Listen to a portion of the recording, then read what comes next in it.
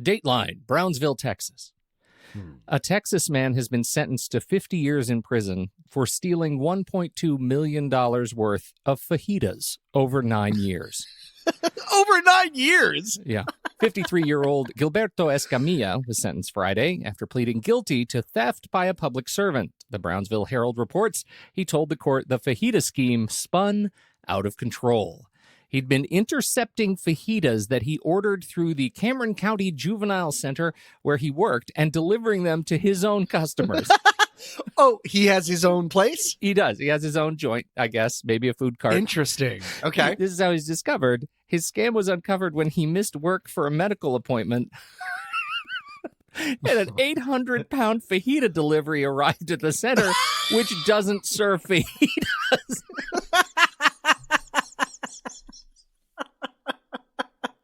I mean, come on. Honestly, part of me was hoping that you would say that during his routine physical, like his pockets were just filled with beans and like peppers and stuff. He's like, the heist is up.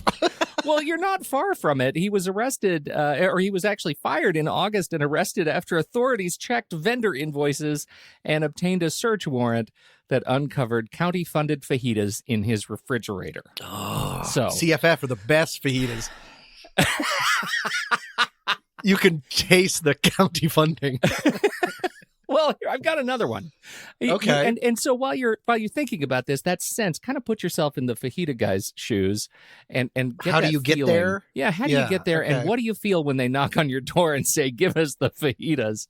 As I tell you that feds say overwhelmed mailman stashed 17,000 pieces of mail in his house. He was in New York City, charged after law enforcement officials discovered more than 17,000 pieces of undelivered mail in his possession. According to a criminal complaint, apparently, somebody walked by this car, this Nissan, and called the authorities and said, "Look, there's like 8 full blue federal bags of undelivered mail in this guy's Nissan." In Brooklyn, and you need to find that out. And so they looked and they found that next to the address or next to where this Nissan was reported, the only postal worker that lived even close to that was this guy. And he said he was just, this is what he said, he was just overwhelmed by the amount of mail that he had to deliver. But he said... So he just wouldn't sometimes. Yeah. Yeah, and so he said, "I don't worry. I made sure to deliver the important mail." He said, "Oh, sure," because they're marked as such. The ones in the good envelopes. Yeah. He said they found 10,000 pieces of mail in his car, 1,000 pieces in his locker, and 6,000 more pieces in his apartment. And he's released on bail. They have no time. So you kind of put yourself in those shoes and think about what is it that gets you there. This sense of overwhelm and anxiety that has to come with your life taking that particular turn. In the case of the fajita thing, that was active. Like he was actively stealing meats. Right. And reselling them. And that clearly went out of control when his business actually boomed. Maybe you'd think he'd start ordering his own meat, but he didn't. So that's fine. This other thing, you can kind of think about the feeling that comes with, oh my God, I can't get all this mail delivered. I am in way over my head. I'm going to start making little decisions that lead to bigger decisions that lead to bigger decisions.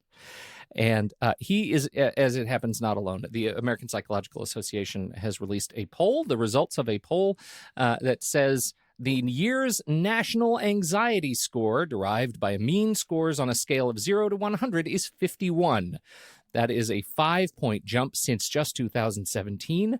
Two-thirds of respondents say they're extremely or somewhat anxious, particularly leading the way about paying bills and their expenses. They get behind, and they discover that they are in financial distress. They want to keep their jobs. They're worried about losing their jobs. I'm thinking about our poor mail delivery person, right? Is in over his head. I'm thinking about somebody who is struggling to make ends meet and makes terrible decisions about fajita meat. And I'm worried about these people. I am worried about us collectively. More than 56% of people who responded said that this sort of financial and employment anxiety leads the charge around their stuff. Now, looking out for us, Tom, you and me in particular, identifying as men. Mm. It turns out that women are more anxious than men, so Yeah. there you go. Oh, we win? You're less anxious than women. Again! Is that a thing we can count as a win? I don't know. I don't maybe, sure. I like that idea. What if the post person was a female? Oh, she'd be going up the wall. That's not good. That feeling, I can't imagine stealing a bunch of fajitas or hiding so much mail. But the anxious part of me does cling on to the idea of how much anxiety must have been there as his car is filling up with his job and his house and his locker. Like, it's just everywhere. Like, he's not good at stashing. He knows that he's not. This is going to end. It was not even stashed. It's in his stinking Pathfinder. That's not hidden. Right. This is just a guy taking his work home with him, literally every day for years. A lot of people, the first thing is to laugh at a story like that, which makes sense. But I always sort of empathize with it must have been like the walls are closing in. Yeah. Yes. So much. And it probably doesn't help that it involves fajita meat or mail, because both of those are kind of they're funny, like silly. They're funny things. So sorry that those things are so funny, because this is a very real issue and clearly documented. It bears out in the survey, and I have no lesson on this one, Tom. I have no lesson. It only gets worse if I keep talking. So I think I should stop. Are we just gonna call it? Welcome to the podcast, everybody. We're on our own.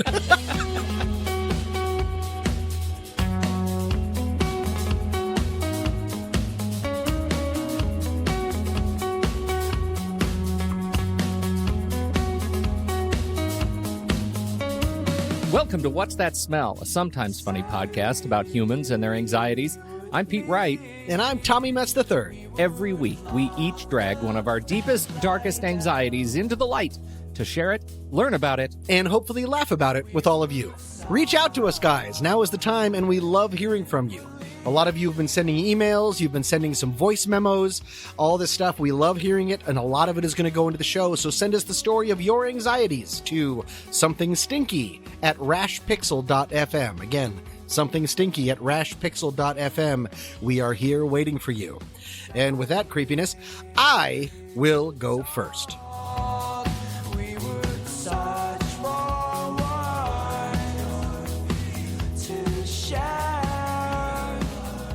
This is the big one for me. Yeah. People might know or might not that we keep our anxieties that we're going to share each episode secret from each other until we talk about them. Same with the cold open at the opening. So it's always going to be an adventure together. But I did let you know what I was going to be talking about for this episode. It's the biggest one for me. It's my biggest irrational fear and phobia. Let's go ahead and just call it what it is. It is myrmecophobia. Myrmecophobia. Myrmecophobia. Myrmecophobia. I like how long it took me to spell phobia. Myrmecophobia. Myrmecophobia. It is the inexplicable fear of ants. Pete. Now, I feel like there's a little bit of backstory, because I didn't just learn this as a result of our experience doing this particular show. That I have a fear of ants? Yeah. No, right. I learned this. How did you learn it? Do you remember? Oh, I remember very clearly. It's the first time I knew that you even had phobias. For those who don't know, Tom and I are also partners on a different show, a movie show called The Next Reel. Right. And one of the movies that we reviewed as a group on that show was Ant-Man. And you were scheduled to do that show. And I guess you were feeling particularly bold when you agreed to do that show. But I remember about 20 minutes after I knew you had gone into the movie, you texted all of us and said, "Nope, I won't be there." I literally just walked out of the movie Ant-Man because of its relationship to ants. I did. Can I tell you the story super quick? Let's just, sure. There doesn't need to be, this ant thing, researching this has been a disaster because everything just has pictures. It's all pictures of ants. And there's never just an ant like chilling. It's 1,000 of them and they're always swarming. They're always swarming. Let's get back to that in a second. So I'm fine to keep this loosey-goosey so I don't have a panic attack or start hyperventilating into my mic. But with Ant-Man, I didn't realize that he had because I'm not a comic book person, I didn't realize that he palled around with ants. I thought he just got small like an ant and could lift things. So I went and saw the movie, and it was it was opening day, and it was packed theater. And I was sitting next to a family of 3. It was a father and I assume his 2 children. There'll be a reason why I brought them up. And about, let's say, 15 minutes into it, for those, it doesn't matter if you've seen the movie or not, there's a scene of a video camera that someone who can control ants has swarmed ants over the lens so no one can see it. This is 15 minutes into a movie where you're not allowed to talk in movies, and I involuntarily go, ugh. I make that noise. Not even knowing that I made it. The father, I'm sitting, the father, son, and me, he sort of like looks over at me and like gathers his sons a little bit closer with his arm. And then a good eternity later, at some point, it's probably, what was like 20 minutes? 20 minutes in, he's, like the Ant-Man character, Paul Rudd, is palling around with ants, and they're introducing each other, and he meets something called crazy ants. I don't remember. I didn't really get to the end of it, but he's like petting an ant because he's small. And I was like, oh, I can do this. This is fine. And then all of a sudden he gets swarmed by ants, and it was not a bit. It was not a joke. I literally just involuntarily yelled, nope, stood up. I was in the middle of the stood up and just walked out, being quiet, ducking. But I was like, I can't do this. And for the next hour, I was patting at my arms and my legs.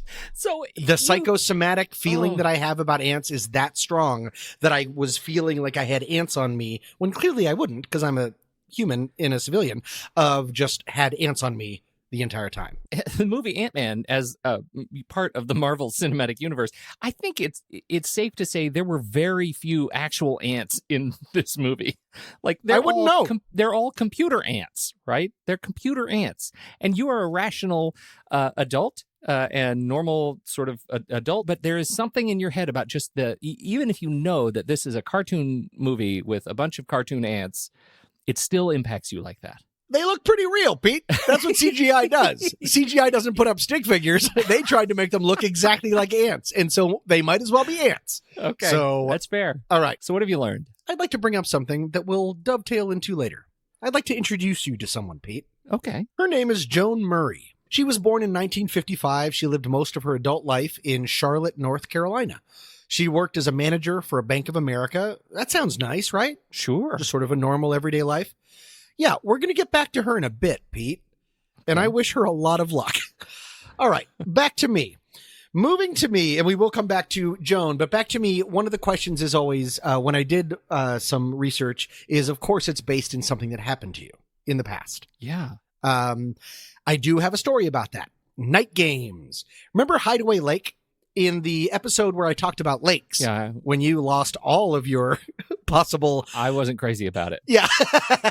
It's in Texas, my late grandmother and grandfather's sort of retirement community. Well, they also lived on a golf course. And at night, all of my cousins and uncles would play something called night games. Basically, one team of cousins and uncles would hide somewhere on the golf course in the pitch black.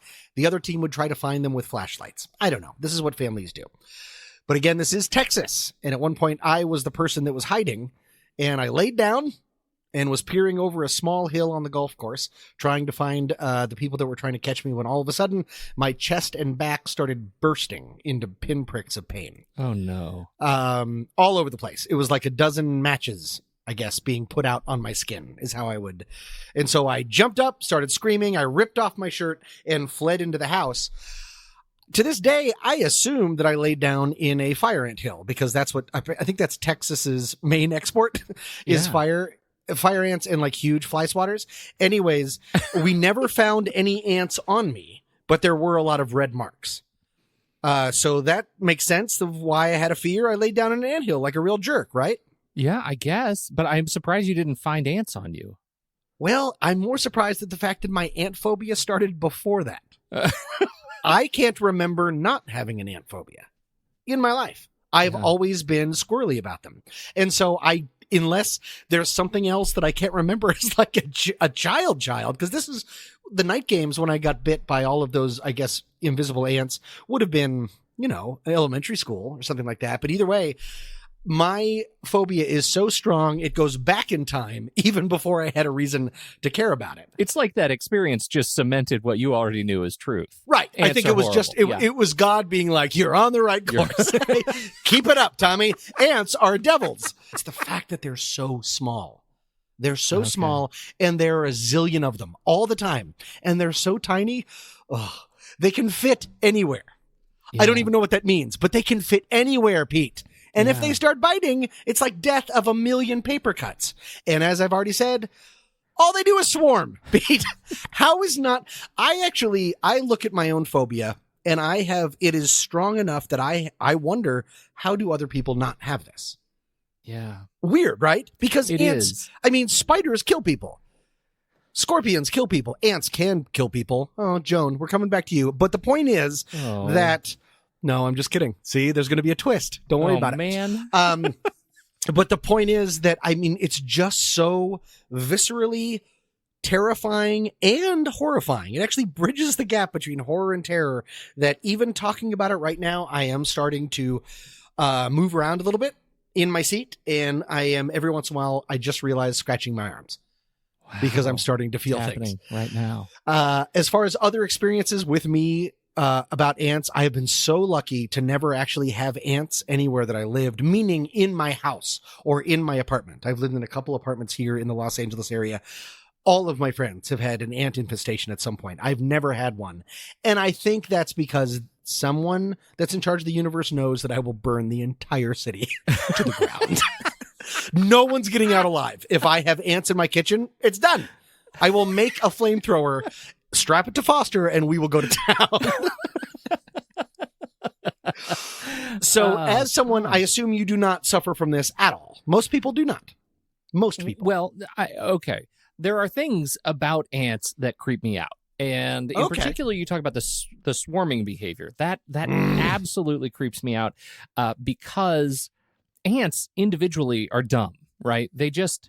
follow smells and eat stuff. That's what they want you to think, but yeah, go ahead. Yeah, right. And then they go back to writing their novel. So I have no problem with individual ants, but when I see ants that actually, when I think about the sort of AI that exists in ants, right? The small sort of behavioral checks, the little tests that they run and then pass on to one another through chemicals, and then suddenly their behavior changes, is able to change and alter and evolve.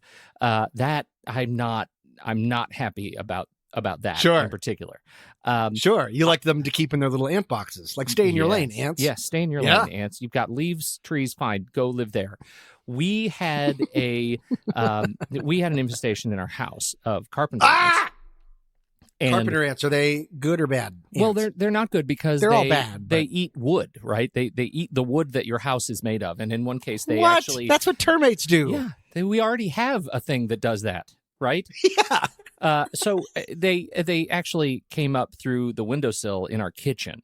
And so now we have, and they're big, right? They're big black ants, and they came up through the seal between the countertop and the wall where the. Of course, they can fit through there because they're ants and they're the worst. Yeah, and they came through. A lot of them came through, Tom. A lot of these ants came through all at once. Why are you telling me this story? Can you hear me shaking my head? Yeah, Why are you telling me this story? So we're talking about ants, man. We have to face it. We have to face it. Go ahead. And my in-laws were there, and so I'll never forget. We were in there just crushing ants, like all of us taking turns. It felt like that scene in Arachnophobia, where the spiders come to the house at the end to get Jeff Daniels. That's what it felt like to me. They were everywhere. We had to have somebody come out. They drill holes in the walls. They tried it, and they don't actually take the ants away. I wanted them to come and take the ants away. Why do you call somebody and have them not take the ants away? And their no, they don't do that. They're because of ants and their AI. They cover the ants in powder, and the powder it slowly poisons them. They have to carry the powder back to the nest, and eventually that behavior I have a real problem with. But actually, seeing ants, I'm generally okay. If I see one, I tend to act fairly quickly, and I get somebody out to the house because one means 10,000. That you just can't see, and if they're in the walls, I have a real problem with the ants in the walls. They actually, I can hold on. Just these weird phrases. Ants in the walls. I, no kidding, just looked around. I just involuntarily looked around my apartment, which I know is not filled with ants, just in case. We have a friend of the show, Mandy, had an ant infestation in her house in California. And when the people that take care of ants, what are they called? Exterminators. Exterminators came. You see, I don't even have a grasp of language. The exterminators came out and she said, oh, so they all die. She probably didn't say that, but something like that. And they said, oh, no, we never can really kill all the ants. We're just pushing them out of your house into someone else's. Yes. That's what exterminators do. What? Yeah. What kind of a détente is that? It's a Take not them a good down. one. Yeah. That's terrible. It's a terrible détente. That's exactly how you put it, too. They're the worst. Oh, Ants. real quick, by the way, Joan, remember Joan Murray from before? Yeah. Whatever happened in North to her? Carolina? I forgot to mention, did I mention that she, just in a fun turn of events, that she was a skydiver? No. I didn't? She brought Well, ants from the sky? I haven't said that. I just said that Joan worked at a Bank of America and she's a skydiver. Anyways, we'll get back to her in a second. Okay. I did a little bit of research of where can the fear of ants actually come from. Mm-hmm. And there's very little theory about it. Basically just the basic of evolutionary roots. You're Early humans had to sleep. mess today. This is delightful. I'm doing great. I'm holding it together perfectly. I don't know what you're hearing. Anyways, evolutionary roots. Early humans had to sleep and eat in the open, where jerk ants often bit them or contaminated their food. As a result, human brains realized that ants are the devil. The end. Whatever. Not a big help there. Fine. That doesn't help me. I did some other research about ants. Would you like to know about them? Yeah, sure. And again, this took a long time because of pictures. Here we go. Let's just get through this real quick. What are ants good for? They aerate the soil and improve soil drainage by making their little crawly death tunnels. Great. Who cares? No one cares.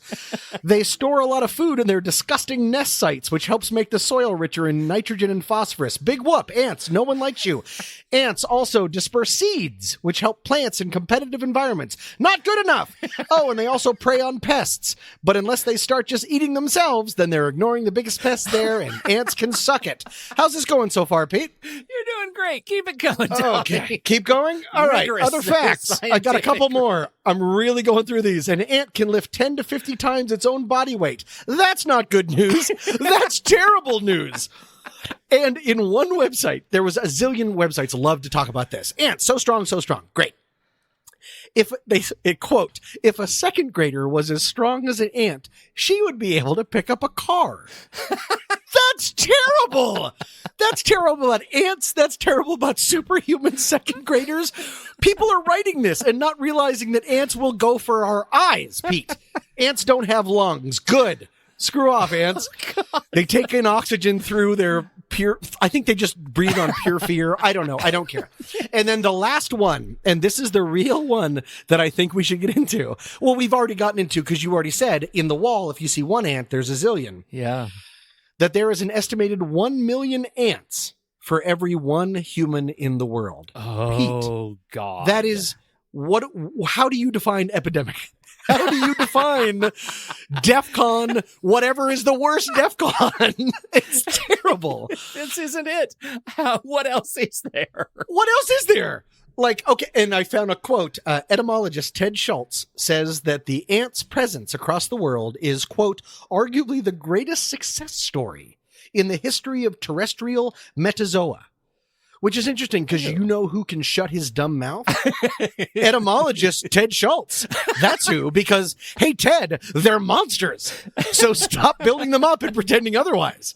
Because I don't like them. They help our soil. They hurt termites. I don't care. I hate them so much. So yes, still to this day, if I'm on a picnic or something, I do a little roundabout, like a dog trying to get comfortable to sleep. I look at the ground where I'm going to sit on, and then I sort of turn around just a couple times to make sure that there's none, because it doesn't take much to send me into a little bit of a frenzy. Frenzy's a little strong, but I really am uncomfortable with them. We've talked a lot about anxiety that touches on things. It is not debilitating in the way that I can live my life, but it is, I don't sit on the ground without looking. I mean, it is Yeah. something that is just there with me.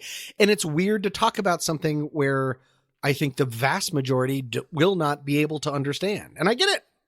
I get Yeah. you can't understand. I can't understand a lot of other people's stuff, but this is my truckload of fajitas just being waiting to be found out. Just like that creeping anxiety that it's always there, and everyone's gonna read the story and be like, what? Yeah. He died from anxiety over ants? Yep. It might happen. It's not going to happen because of Foster. Anyways, I would like to tell you to finish the amazing story of Joan Murray. May I? I'd love to. Yeah. Joan Murray, what do we know about her? Again, American bank executive, works at a bank, skydiver, yeah. Skydiver. North Carolina.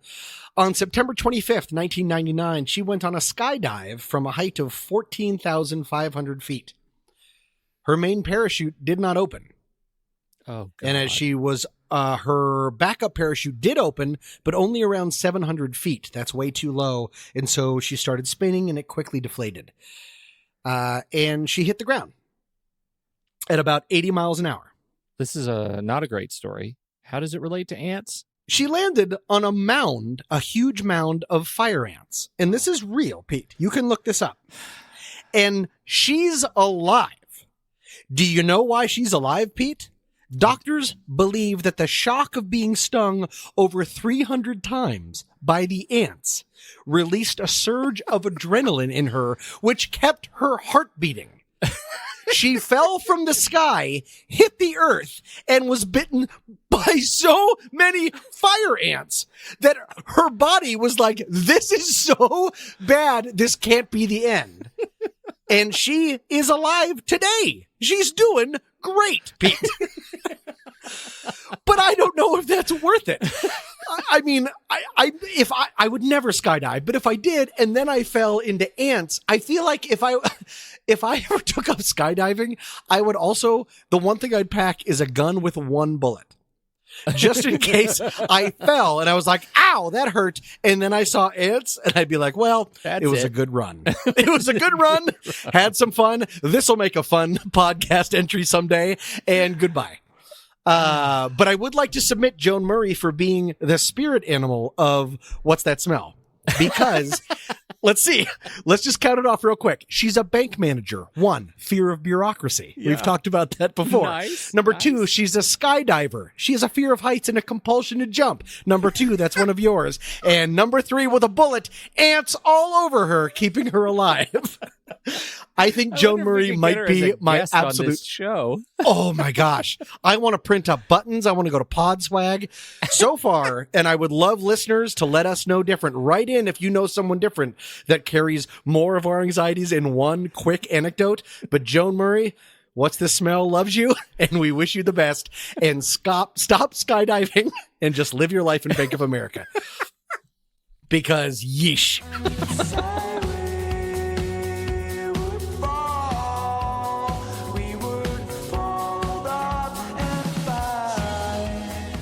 Look, I need to talk to you about your wogging. Oh, okay. I know you didn't care for that phrase. Well, When I didn't brought care it for up, the I think that phrase, was just last episode, right? Yeah, well, I know. Who knows? Yeah. How often do you wog? How do you feel about your wogging? And broader than that, your physical fitness routines. Can always do better. I sometimes go through ebbs and flows, but when I'm on it, and I normally am, I have a good routine. I walk my dog a lot. We do go fast-ish. And then I do like circuit training at home and little things like that. I can always do more. I would like to lose more weight. Is that a good answer to your question? Yeah, it's a great answer. It's a great answer. But generally, you feel good and comfortable when you're doing it. Doing the actual thing? Doing the actual thing. I love walking my dog. I hate any other kind of exercise. Okay. All right. Like, I feel good about it, but I don't feel good doing it. I don't think you're supposed to. It's exercise, right? Well, not if you talk to some people. That's a different Am I show. right? People who Oh. love the exercise. God, they're hooligans. There are exercise. I talked to a guy this weekend who says, you know what my ideal vacation is? I said, well, please do tell. What is your ideal vacation? I would love to go on an exercise vacation. I said, what is... What?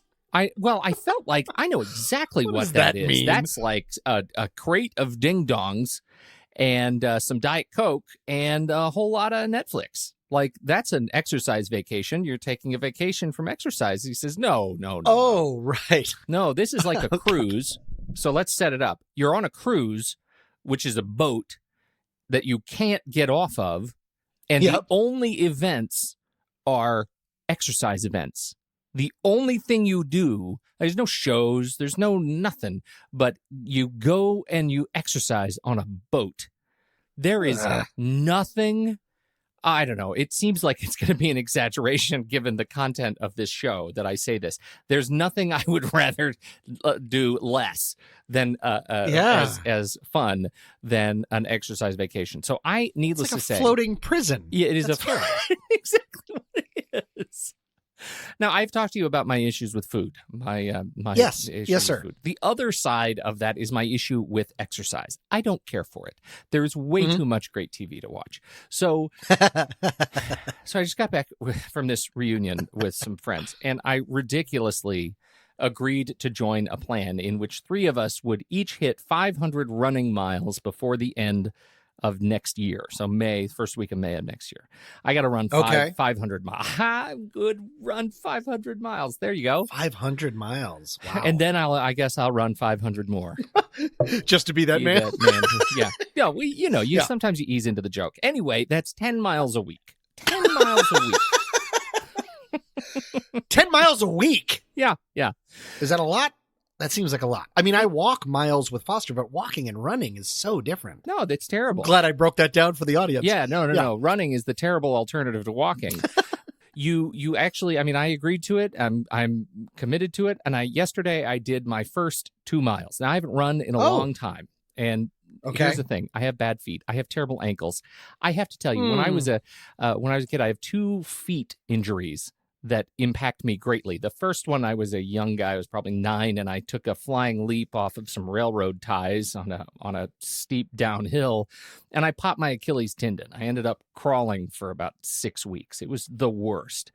Then in high school, on the same foot, I had this little racket. Now, I'm going to apologize to anybody who's listening to this that I may have gone to high school with, or the administrators who actually managed my high school. But there was a soda machine, and I had scrawny little arms because probably I didn't exercise enough.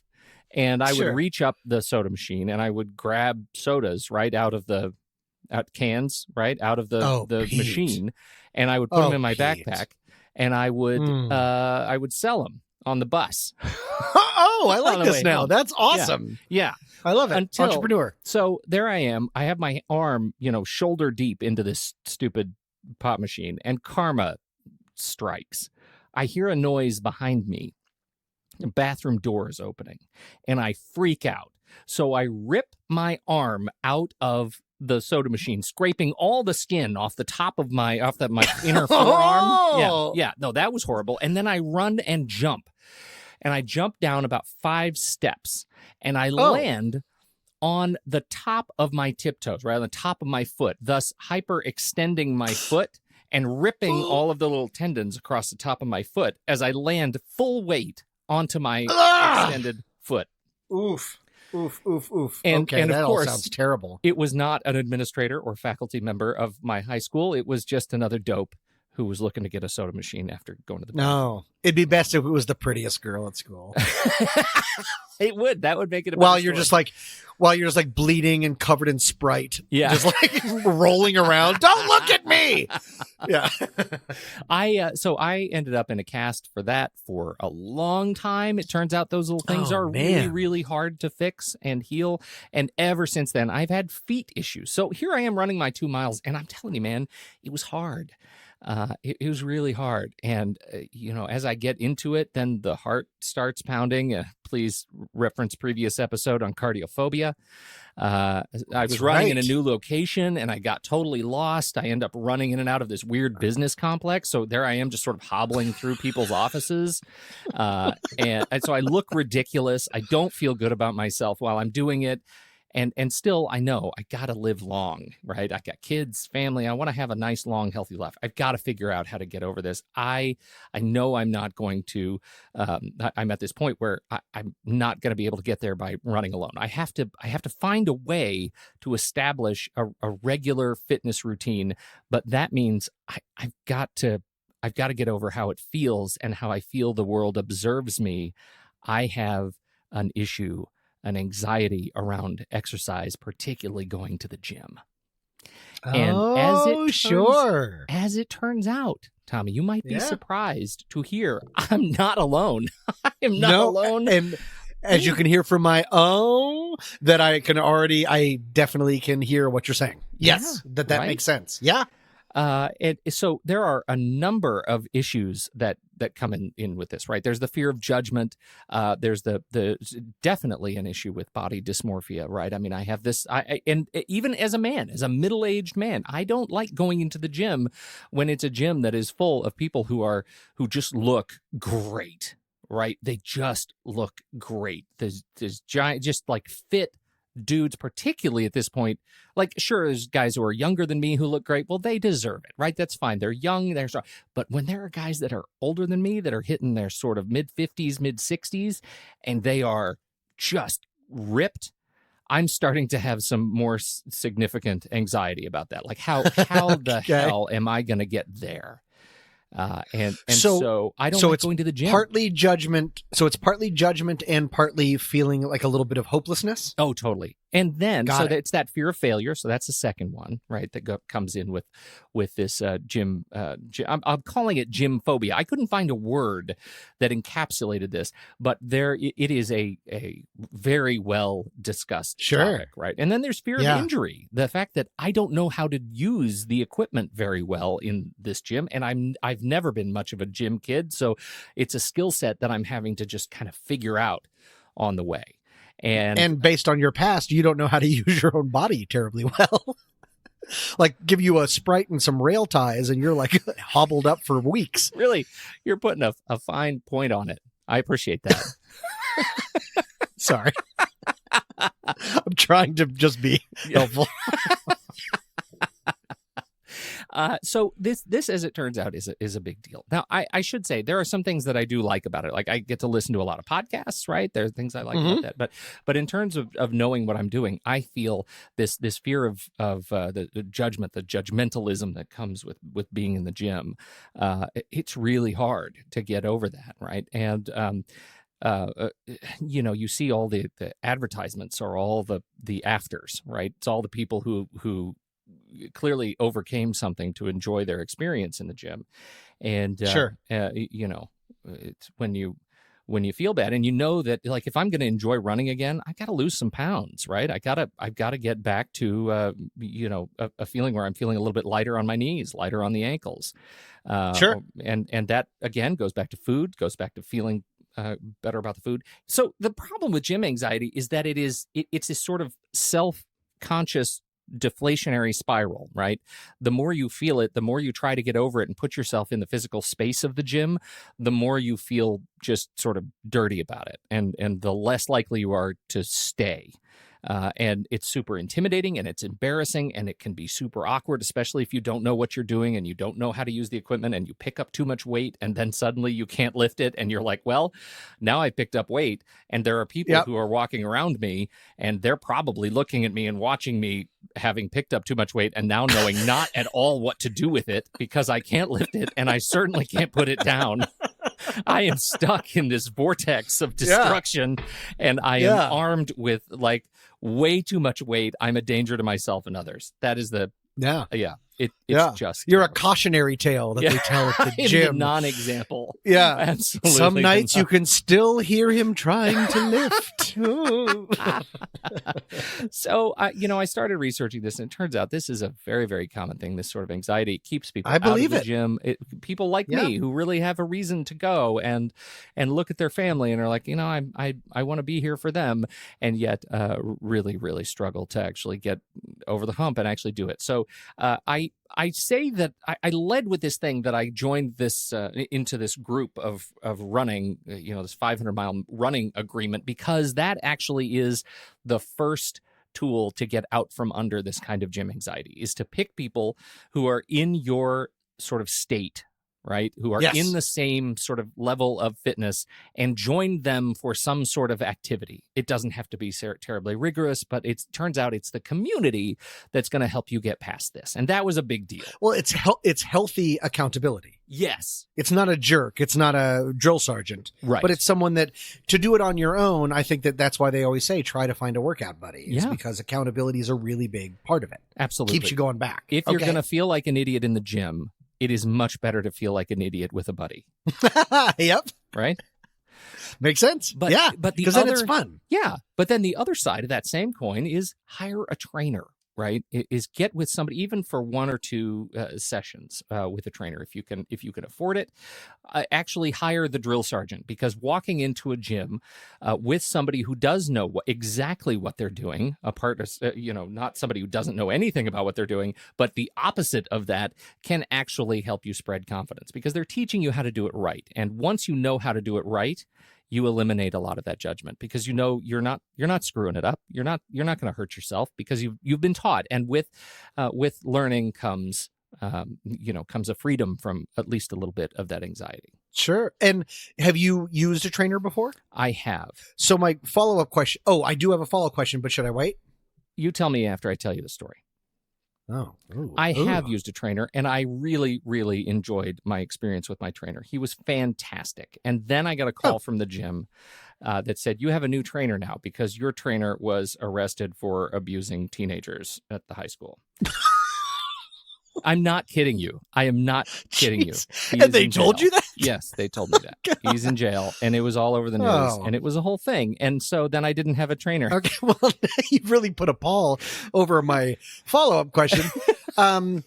Molestation aside, when you were with Molesty Magoo, did some of the fear of judgment or self-consciousness go away? Because did that give you, in your mind at least, a pass of, even if I don't know what I'm doing, it's okay because people can see that I'm being taught? Absolutely. Did that make any difference? It really did. It gave me a sense of confidence that I was in the right place with the right person. So you might want to know, Tommy, did I get another trainer? Yeah. Did you? I did. He actually ended up being an underwear model on the side, and this was one that was assigned to me, right? Here's a trainer. That didn't help me as much because, just working out with him reminded me of just how far I had to go. And he was just in his underwear, right? All the time. He was just in his underwear. All the time. Yeah. Always be modeling. But I will tell you, that didn't end all that well either, Tommy, because unfortunately, and I can say this not as a joke, but because he's okay now, he got cancer and had to quit training. And so I lost my second trainer in a row, all within about 6 months. So Pete, real quick, when the entire class fails, at some point we start looking at the teacher. Are you maybe doing something to all of these trainers? In 6 months, you've destroyed 2 people's lives. Do you think maybe you had a hand in that? You start to wonder. Just keep this. Yeah. It feels maybe like we've gone far afield from the anxiety, but let me tell you. Sorry. Yeah. Losing these 2 trainers all at once does not help the gym anxiety. It does not help you increase your confidence in going in by yourself. And no, you want your routine. That's you want your champion. You want all of these things. That's not what I would wish on anyone who has gym anxiety. I'm sorry that you have to go through that. So I instead start looking up, strategies. I start trying to figure out how to get to the other side of this. By now I have some skills in the gym where I feel like I know what to do with enough of the things, the implements there to actually make a workout for myself, download an app. I love having guidance and routine to these things. I love having something, if it's not a trainer, something tell me what to do. So I buy an app that comes with some sort of a training regimen. But the trick about the anxiety was doing it in a way that I could alleviate some of that judgment. And so I ended up going to our park and rec, which is not an official gym, and yet it still has all of the equipment, but nobody uses it because they all go to the fancy gym. So every time I go in there, it's just plumb empty. And these beautiful, and I can actually work out alone. Perfect. And that is actually, It's not just my story. It is a recommended strategy for getting over gym anxiety is to go when no one else is there. That may mean a quick workout right before everything closes at night. It may mean a very early morning workout right when it opens. It may mean finding a dive gym that nobody uses because it's just out of the way, but you can still lift heavy things. So that is interesting. It really is. That is so. That's the opposite of so many of the suggestions we've gotten for most of our anxieties. Many of which have come down to exposure therapy instead, meaning force yourself through it. Instead, they're saying embrace it and just take care of yourself. Yeah. Still do what you need to do, but then go early, go late, whatever that is. That's interesting. Yeah. That's an interesting, different way. The thing I hate the most is that all of these, pro fitness like therapy articles are all about you should just have confidence. Just go have confidence. And I want to say, you unholy ass. That is not something suffering from anxiety can just do. And it makes me insane. Yeah. So it's okay if you read these articles, if you're surfing for issues, it's okay to get mad when somebody just tells you to have confidence. Sure. Yeah. Well, you should also stop reading unholyass.com. You should get a different blog. But you should totally get a different blog. And I would also say, based off of not necessarily anything, that is one great way to do it. And I think that should be very much applauded. If you're not able to go early or late or find a gym that's a dive or anything like that, one thing that I've reminded myself just back when I was in a gym, since I moved, I haven't joined a new one, but you described the gym that you walk into, the fancy gym, as a gym full of people that all look great. Yes. There's a really good chance, and it's just worth looking around once for people that are still dealing with this. You're probably not seeing the other yous. Yes. There's probably a lot of other yous there, but your eyes just sort of breeze over them, and you're seeing all of the crazy people like grunting and like looking at themselves in the mirror and saying things like, yes, I've made a body choice and things like that, a lot of people don't notice that. And as a result, a lot of people probably aren't noticing you. You're noticing the jacked people. Gyms want jacked people in there. That's that's sort of their brand. But there's probably a lot of people that are having the same feelings that you are that also aren't noticing you. That's the point. The idea of that a whole bunch of people are staring at you and it's everyone looking at me. You're probably in the exact same pile as a lot of people. And you're all just looking at creepy Dave, who has a shirt made of other people's skin, and he's just like doing pull-ups or something. Well, so if that can help. Yes, it does help. And I'll tell you, it's the other piece to that. The other side of that coin is when you look around the room and all you see are the people that allow you to, are fodder for you judging yourself. Yeah. That is the dark side of body dysmorphia, right? The other side of just not liking how you look. But the truth of the matter is probably closer to, you don't look a whole lot different than anybody else in the gym. And your mind is telling you something that just is probably not as true as your heart is believing that it is. And so that's an important reminder, is to just stop and say, okay, you know what? We're all lifting heavy things. Nobody else cares. And I just need to put the headphones on and do my business and then get out of there. That's not a bad strategy for overall life. Right. We are all lifting heavy things. No one cares. No one cares. You put on your earphones, get through it, and just worry about the important stuff. And do your business. That's like right. And do your business. Yeah. I think that in addition to all of this, you should treat a new gym like a prison. In that when you go in for the first time, you should find the most overbuilt, strongest person and hit him in the face with a dumbbell. And then everyone looks at you different. No one thinks then you have trouble with doing a sit-up. Everyone's like, he's probably just doing something cool. And you know what? Prison gyms. If you don't know how to get started on that program, start embezzling fajitas and go right to prison. Then you'll have no trouble getting jacked in a hurry. It all comes together. We're really inceptioning this entire thing. It all comes back to fajitas.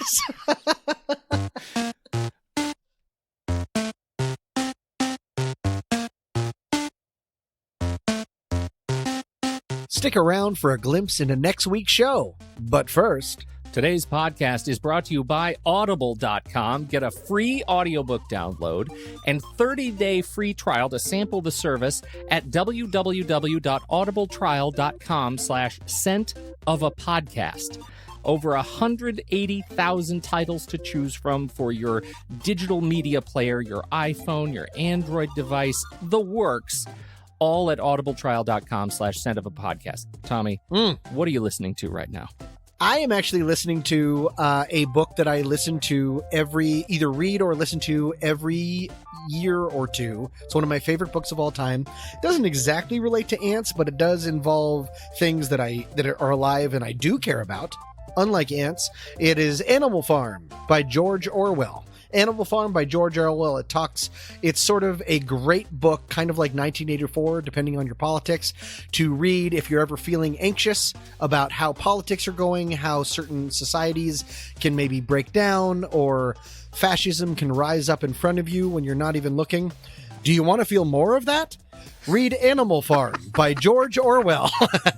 It is a magnificent book. It's only about 3 hours long. It's not a really long book to hear, but it is valuable and it is incredible, and I love that book. How about you, Pete? You know, as you know, I love me some Audible, and I get the books all the time. And I actually, right now, am in the middle of the Expanse series, which is ironically politics in space. And I adore these books. They are by James S.A. Corey. James S.A. Corey is actually not a real person.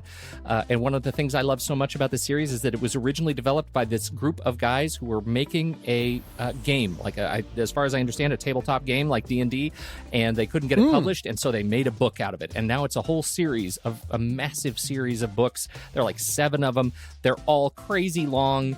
And it is a wonderful series to jump into. Of course, they're in just launched season 3 of The Expanse on Sci-Fi, which is also a terrific show. So it's totally worth it. And I've been thinking about you because you always have your thing about how long audiobooks are. I don't know if you know this. You have a thing. The other book that we're going through right now, that my daughter is blazing through, the Brandon Sanderson books. Words of Radiance, the Stormlight Archive, right? This book, all the Expanse books are around 20 hours long, right? So they're significant investments. This book here, this Brandon Sanderson, the Stormlight book, one credit. You could get this book for free, 45 hours and 37 minutes. Book 2, 48 hours and 12 minutes. Book 3, 55 hours and 4 minutes. That's Oathbringer by Brandon Sanderson. And there's more where that came from. Good Lord, man. Go get yourself some Audible. That Absolutely. is, in terms of bang for your Audible book, your buck, your Audible buck, there's some Audible beefy book books. buck. Beefy books. Yeah. Beefy books for your Audible book buck. Exactly right. So I would say just get a second mortgage and just dive in. For you, the listeners. Thanks, Audible. Of What's That Smell, Audible is offering you this free audiobook, the 55-hour audiobook. Get this book. You get it for free with your 30-day trial. And you know what you get with this 30-day trial, right? You can go listen to the samples of every one of the 180,000 titles. So that's, I don't know, a million years of time that you could actually be listening to 5 minutes of every single book that's ever been produced as an audiobook. So try that, and you can do that. You get started at www.audibletrial.com/scent-of-a-podcast. Free gigantic book and a million years of small entertainment. Sounds fantastic. I think that is an official What's That Smell action item for all of our What's That Smell heads. Go listen to all of the samples on audible.com, and then you will wake up in a hospital. Hey, guys, apart from Audible, we don't pay to advertise this show. So, of course, as we've said before, we really appreciate you sharing it with others you think would be interested. We're a new show, so those 5-star reviews in iTunes and Apple Podcasts really, really help. Again, it'll take you 4 minutes, and it means the world to us in this podcast. So if you like what you've heard and you'd like to hear us keep going, we would love for you to share it with friends and give us a review and a comment. Coming up next week. You think a podcast is going to keep me from wearing my favorite damn pants? No way. I feel like when we compare anxieties, you're dealing with like being buried. I don't know. I feel like such an idiot. But either way, yeah, I don't like going to the bathroom in front of people. Sorry, I love going to the bathroom. Probably Tommy pees a lot or something, right? Ugh, why would I say that? Why would I bring up my nickname from college? Anyways. Thank you all for joining us today. Today's tune is Trip the Light by Vikings in Tibet. Trip the Light. Until next week, I'm Pete Wright. And I'm Tommy Metz III. Thank you so much for downloading. We'll be back next week on What Is That Smell?